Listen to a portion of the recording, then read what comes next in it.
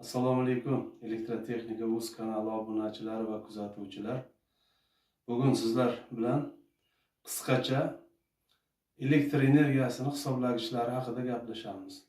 Hammangizga ma'lum, elektr energiyasini sinfli hisoblash tariflari joriy etildi.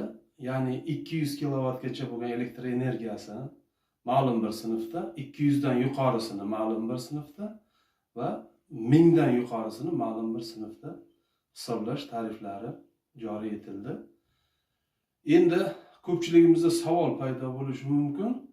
Biz o'zi qancha kilovat xonadonimizda ishlatamiz degan savollarga agar siz shuni bilmoqchi bo'lsangiz yoki kuchlanishni yoki oladigan tok kuchisini bilmoqchi bo'lsangiz, qisqagina elektr hisoblagichida sizga lifehack ko'rsatib beramiz.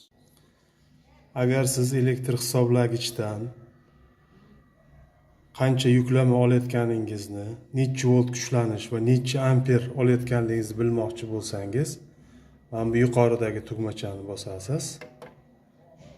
Yuqoridagi tugmacha 0.49 0.5 kilovat hozir xonadonimiz yuklama olyapti. Bu vaqt ko'rsatmasi, bu sana, bu ko'rsatkichlar.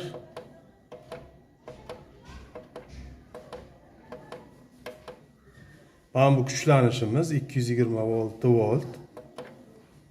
Mana bu tok kuchimiz 202 amper. Agar biz shu holatda ishlatadigan bo'lsak, 10 soatda 5 kilovat ishlatamiz. Yoqqan bo'lsa, like bosing, obuna bo'ling va izohlar yozib qoldiring.